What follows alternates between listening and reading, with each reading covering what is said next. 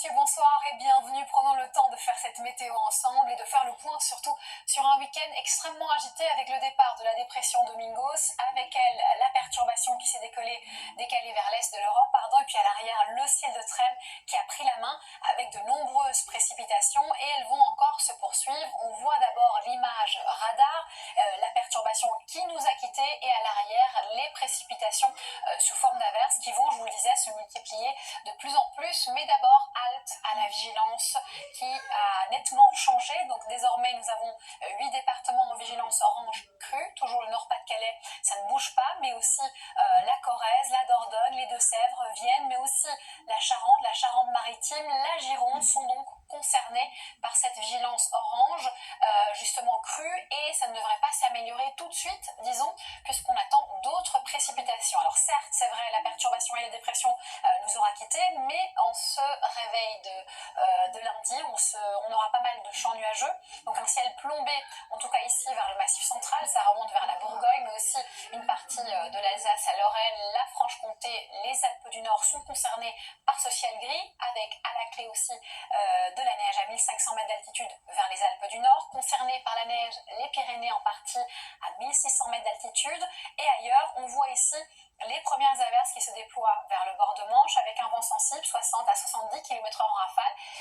Averses orageuses également possibles dès le matin ici par l'Atlantique avec un vent sensible en tout cas vers le Pays Basque. On note qu'il fait beau, sec, lumineux vers la Méditerranée, la vallée du Rhône, ça peut rentrer ici vers l'inter-des-terres durant la journée également, et on aura les averses qui vont se multiplier, ça c'est certain, d'où cette vigilance orange crue qui est bien marquée, puisqu'on attend d'autres pluies, ce qui ne devrait pas arranger la crue des cours d'eau, et puis le vent qui aura faibli par rapport à ces dernières 24 heures, mais qui sera toujours très sensible, donc prudence encore pour cette journée de lundi. Parlons peu, mais parlons bien de ces températures.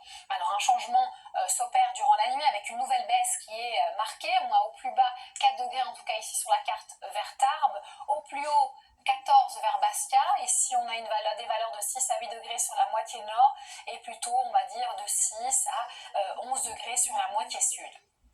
Durant la journée, là également, on a une extrême douceur, ou une très belle douceur en tout cas qu'on peut remarquer du côté de l'île de Beauté avec ses 22 degrés, 20 degrés ici vers Nice, 18 vers Perpignan, donc vers la Méditerranée, des valeurs qui sont au-dessus des normales de saison, et partout ailleurs, ce sont des températures automnales qu'on peut observer de 10 à 14 degrés sur une grande partie du pays, même si on note une petite baisse par la façade atlantique.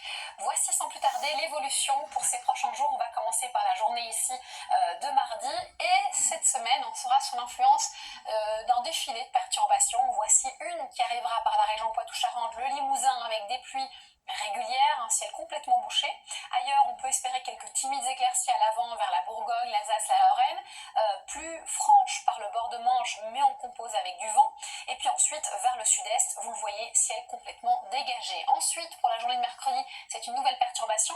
Elle arrive classiquement par un quart nord-ouest avec du vent, un vent sensible, on le voit ici en bord de Manche, qui se renforce à 70-90 km/h en rafale. Et ce classique dégradé nuageux, à l'avant, pas mal de champs nuageux projetés sans précipitation, et toujours ce soleil qui résiste vers le sud-est. Ensuite, cette perturbation, tout naturellement, elle va glisser un peu plus au sud avec une intensité importante puisqu'elle gardera pas mal de pluie, sud-ouest, nord-est, et puis à l'avant en Méditerranée, il n'est plus question de soleil, il est question surtout de grisaille avec beaucoup moins d'éclaircies, puis à l'arrière, le ciel de traîne qui suit et qui peut être porteur d'alternance, de passages nuageux, d'averses, mais aussi d'éclaircies. On continue avec la journée, je me décale, vendredi, avec le ciel de traîne. Donc la perturbation désormais nous aura quitté, si tout va bien et si la chronologie tient la route. À l'arrière, on aura un ciel très chargé, des averses, peut-être même des averses neigeuses.